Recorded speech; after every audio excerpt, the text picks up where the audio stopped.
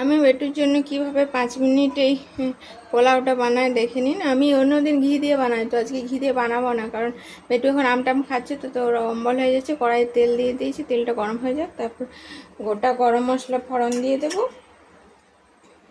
ও আসলে নিরামিষ দিনগুলোতে ভাত খেতে চায় না, তো একটু পোলাও বানিয়ে দিলে খায়, তো ওই জন্য ওর জন্য সামান্য এক মুঠো চাল নিয়ে বানিয়ে দেবো। গোটা গরম মশলা দিয়ে দিলাম, এবার দিয়ে দেবো চালটা।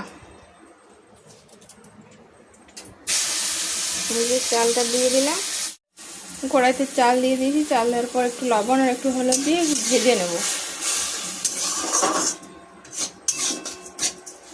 এইটুকু চালেও খেতে পারবে না, বেড়ে যাবে। মুঠো করে 2 মুঠো নিয়েছি মাত্র, তাতেই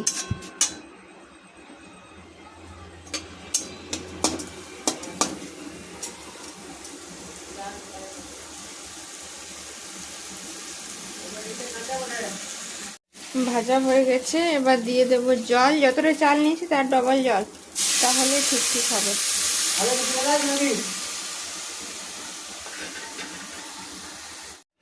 এবার ঢাকা দিয়ে দিলাম 10 মিনিট বা 5 মিনিট পর এবার দেখবো। 10 মিনিটে হয়ে যাবে যদিও।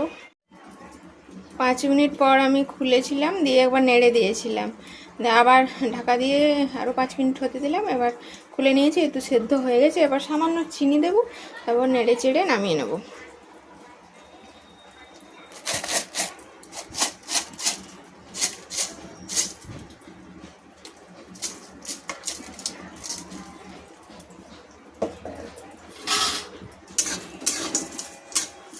ওপর থেকে হালকা গরম মশলা ছড়িয়ে দেবো, তাহলে আমার পোলাও কমপ্লিট। আর এই জলটা একটু মরে যাবে, ব্যাস, তাহলে হয়ে যাবে।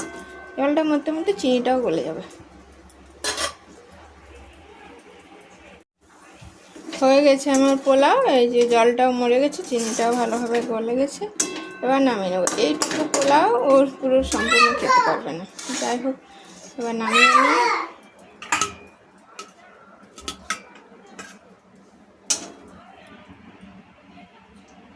না, টেস্ট করে দেখো কেমন হয়েছে।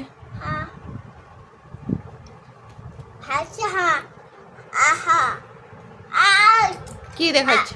আচ্ছা, কই দেখি। ও ঠিক আছে, লাও। টেস্টি হয়েছে? খাওয়া, লাও নিজের হাতে খাওয়া। তাহলে ওটা দারুচিনি। আরো ওরকম ভাবে কেউ ফেলে তেজপাতা? উফ, ঠিক আছে।